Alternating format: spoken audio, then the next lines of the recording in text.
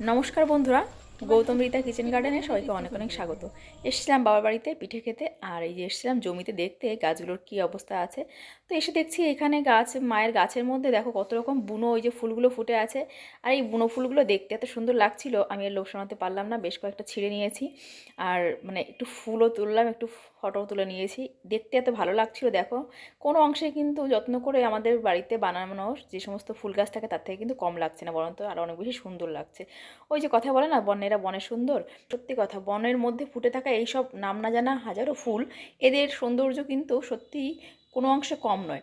তোমরা সবাই মিলে দেখো, মেয়েরাও তুলছে, আমিও ফুল তুলতে কি লেগে গেছি, কারণ ফুল গাছপালা এইগুলো দেখলে না আমি লোভ সামলাতে পারি না। তো এখানে দেখো, এই যে জমির পাশে আলের এখানে পাশের জমিতে এখানে কলা গাছগুলো ওরা তুলে ফেলে এখানে তেজপাতা লাগিয়েছে। আর আমি দেখলাম চলো চলো একটা কলার ছোট্ট একটা আর কি নিয়ে যাই। কলার গাছ তো নিতে পারিনি, এটা দেখো যে ওখান থেকে নষ্ট হয়ে গেছে।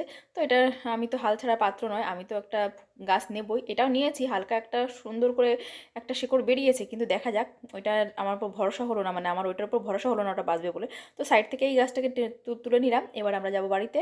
আর মেয়েও দেখো এই যে আমার সঙ্গে সঙ্গে ও হয়েছে গাছপ্রেমী, গাছপালা দেখলে ও আমার মতো পাগল হয়ে যায়। আর আমরা এখন এই যে বাড়ির দিকে রওনা হব।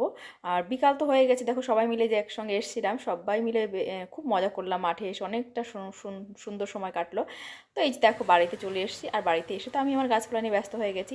আগের দিন নার্সারি থেকে যে গাছগুলো এনেছিলাম সবগুলো তো লাগিয়ে পারিনি। তো এই যে কসমস গাছগুলোকে এই যেখানে সাইডে লাগিয়ে দিচ্ছি। হ্যাঁ, বাড়িতে একটু অনুষ্ঠান আছে, তো এই জন্য সাইড করে একদম লাগিয়ে দিচ্ছি। এতে খুব একটা অসুবিধা হবে বলে মনে হয় না, মানে প্যান্ডেলের বাইরেই এটা থাকবে বলে মনে হচ্ছে। তো তোমার দাদাকে শুনলাম, বললো হ্যাঁ সাইডটায় লাগাও, কোনো অসুবিধা হবে না।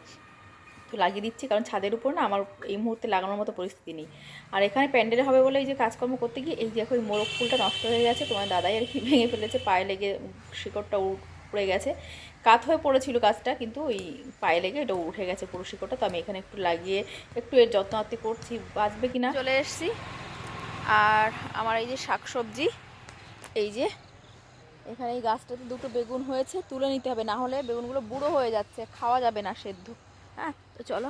জানি না গাছটা, এই ডালটা মারা গেছে, মানে পোকায় ধরেছে হয়তো, বা গাছে দেখেছো কি সমস্যা হচ্ছে, এই ডালটা কেমন হয়ে গেছে।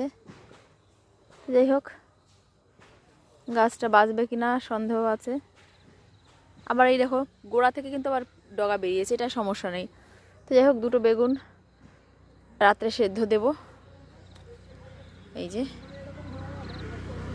এই দুটো বেগুন রাত্রে সেদ্ধ দেব। আর একটা কাজ আমি করব এখন, বেগুন গাছে কিন্তু এই যে কুড়ি এসে গেছে, আর আমি কিন্তু এই কুড়িগুলোকে এখন, কুড়িটাকে রাখবো কি না সেটা ভাবছি। তো দেখো এখানে কত সুন্দর সুন্দর দেখেছো ডগা ছেড়েছে, তো আমি এই যে মেইন ডগাটাকে কিন্তু এই যে কেটে দিলাম। এই যে, তাহলে কিন্তু গাছটা খুব সুন্দর গ্রোথ হবে। তো এখানে যে কটা গাছ আছে, গ্রোথ কিন্তু ভালোই আছে গাছগুলোর। আর আমি কিন্তু প্রত্যেকটা গাছেরই এরকম ডগা কেটে দিচ্ছি, তাহলে অনেকটা ঝোপালো হবে গাছটা। তো তুলে নিয়ে এলাম, এগুলো এখন সেদ্ধ দেবো। অনেকটা মটর শাক, ভাতের সঙ্গে ছোলা শাক তুলে নিয়েছি, মটর শাক ভালো লাগে নিচ্ছি, আজকে একটু ছোলা শাক নিলাম। এদিকে দেখো এই যে পরের দিন সকালবেলায় কিন্তু এই দেখো আমি এই যে গাছগুলো জল দিয়ে দিচ্ছি। আর ফুলকপি গাছগুলোতে কিন্তু একটু যত্নের অভাব হচ্ছে, কারণ গাছগুলোকে দেখে বুঝতেই পারছো একটু যত্ন কম হচ্ছে, এদেরকে একটু রিপোর্টিং করতে হবে, এদেরকে ছাদে নিতে হবে। কিন্তু কী বলতো, আমার ছাদে একদম রোদ আসছে না, আমি সত্যি এখান থেকে কী করে নিয়ে যাবো।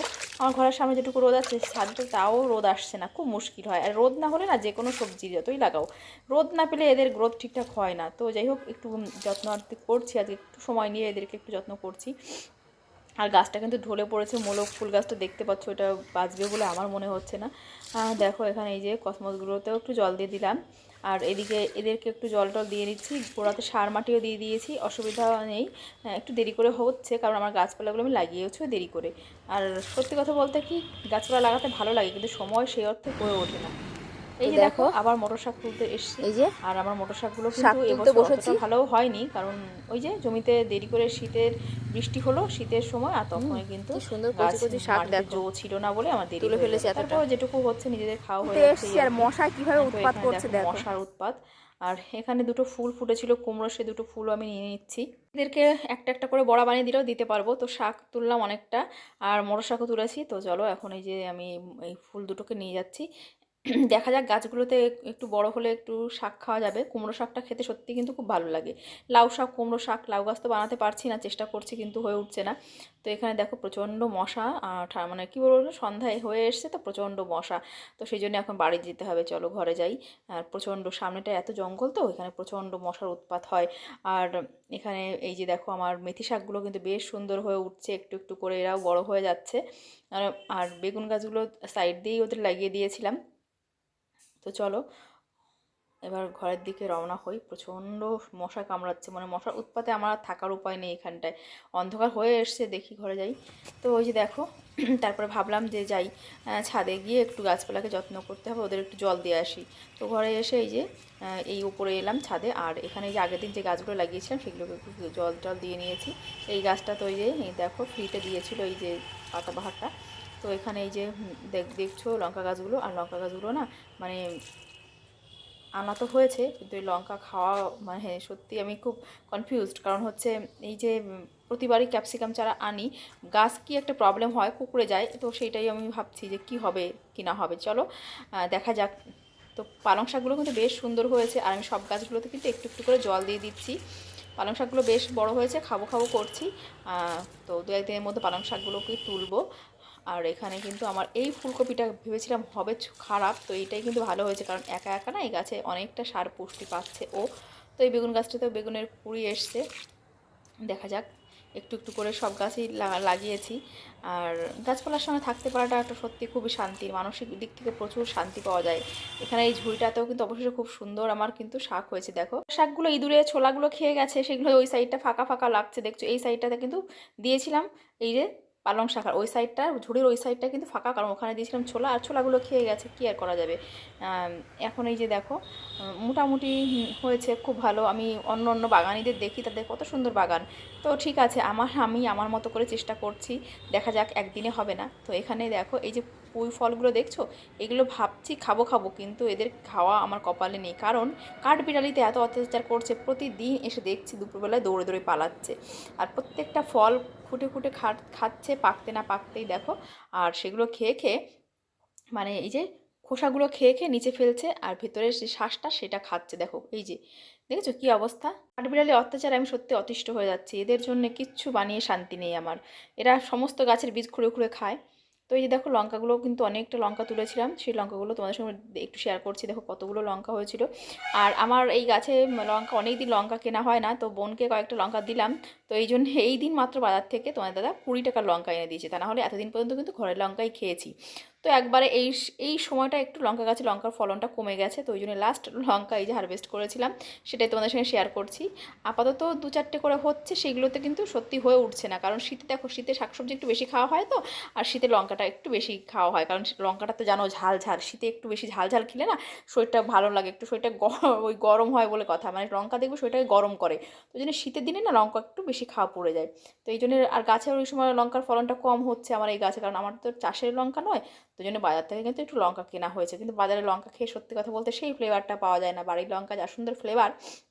তো বোনকে যে লাস্টে লঙ্কাগুলো তুলে দিয়েছিলাম, দেখো চেয়েছে না, আসলে আমার ভিডিওতেও এত লঙ্কা দেখে, তো ওর একটু মনে হয়েছিল যে কটা লঙ্কা, তো মা তো আর আসবে আবার কবে আসবে তার ঠিক নেই, ওই জন্য দেখলাম যে কয়েকটা লঙ্কা ওকে তুলে দিয়ে দিয়েছি।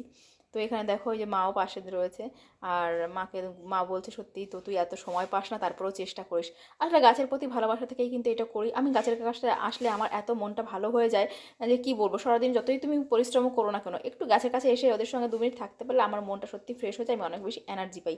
তো ওই জন্যই কিন্তু গাছপালা লাগাতে ভালোবাসি। কারণ মেয়েরা বাড়িতে ও থাকে না, সারাদিন পড়াশোনায় ব্যস্ত থাকে, তোমাদের দাদাও ব্যস্ত থাকে নিজের কাজকর্ম নিয়ে, আমার তো নিজস্ব একটা ব্যাপার জগৎ থাকা দরকার।